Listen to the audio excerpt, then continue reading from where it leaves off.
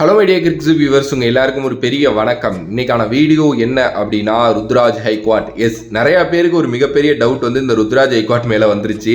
அந்த மனுஷன் எங்கே போனால் என்ன ஆனால் ஃபிங்கரில் ஆன இன்ஜுரி தானே இன்னும்மா சரியாகலை அப்படின்லாம் சொல்லிட்டு நிறையா பேர் இந்த கேள்வியை வந்து என்னகிட்டையுமே கேட்டிருந்தீங்க.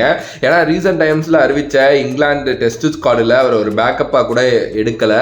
ஏன்னா நம்ம சொல்லிட்டு இருந்தோம் அவருக்கு இன்கேஸ் இன்ஜுரி சரியாயிடுச்சுன்னா ஒரு பேக்கப்பாக வருவார் அப்படின்னு சொல்லிட்டு. அப்போ இன்னும் இன்ஜுரி சரியாகலையா, ஐபிஎல்குள்ளே வந்துருவாராங்க கேள்வியோ எல்லார் மத்தியிலையும் பயங்கரமா போயிட்டு இருக்கு. ஆக்சுவலி என்ன மேட்டர் அப்படின்னா, அவர் என்சிஏல இல்ல, அவருக்கு வந்து இன்ஜுரி சரியாயிருச்சு அப்படின்னு தான் நான் நினைக்கிறேன்.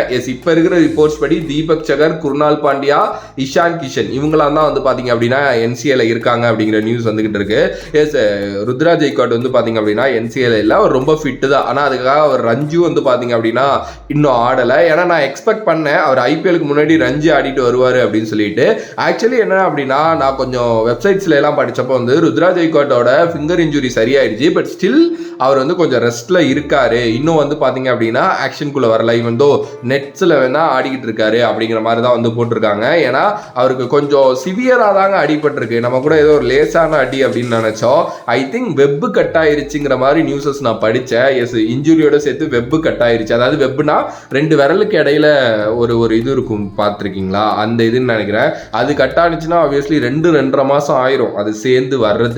ஸோ வெப்பு கட் ஆயிருச்சு அப்படிங்கிற மாதிரி தான் வந்து போட்டிருக்காங்க. ஸோ அதனால தான் அவர் வந்து பார்த்தீங்கன்னா கொஞ்ச நாள் ஃபர்ஸ்ட்லி என்சிஏல இல்லை, அப்புறம் என்சிஏக்குள்ள வந்தார், அப்புறம் என்சிஏல தான் இருந்தார், இப்போ அவர் மறுபடியும் போயிட்டாரு அப்படிங்கிற மாதிரி சொல்கிறாங்க.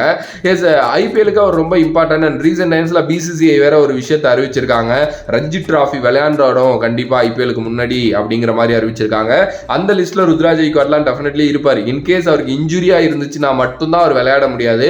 மற்றபடி அவர் வந்து பார்த்தீங்க அப்படின்னா டெஃபினெட்லி விளையாண்டாகணும் அப்படிங்கிற அந்த ஒரு இதில் தான் வந்து அவர் இருப்பார். ஸோ அப்படி அவர் கரெக்டாக இருக்காரு, ஃபிட்டாக இருக்காரு அப்படின்னா அடுத்தபடியாக வந்து மகாராஷ்டிரா விளையாட போகிற அந்த சர்வீசஸ் மேட்ச் வந்து பார்த்தீங்க அப்படின்னா இருக்குது. அதில் மேபி வந்து அவரை வந்து நம்ம எக்ஸ்பெக்ட் பண்ணலாம். பட்டு அது தெரியல, மேபி அது வந்து இன்னும் 2 நாளில் ஆரம்பிக்குது அப்படின்னு நினைக்கிறேன். அதில் அவர் இருந்தார் அப்படின்னா அவர் வந்து ஃபிட்டு, அவர் வந்து ஐபிஎலுக்கு ரெடி ஆகிட்டார் அப்படிங்கிறது தான். ஓகே. அண்ட் இதை தாண்டி இந்த வருஷம் ஐபிஎல் அவருக்கு ரொம்ப ரொம்ப இம்பார்ட்டன்ட். நான் நிறைய வீடியோஸில் சொன்ன மாதிரி தான். ஏன்னா வேர்ல்டு கப் இயர் அப்படிங்கிறதுனால வந்து ரொம்ப ரொம்ப ரொம்ப ரொம்ப இம்பார்ட்டண்ட்டான ஒரு விஷயம். ஏன்னா அங்கிட்டு ஒரு சைடு பிளேயர்ஸ் நிறைய பேர் நல்லா பண்ணிட்டு இருக்காங்க.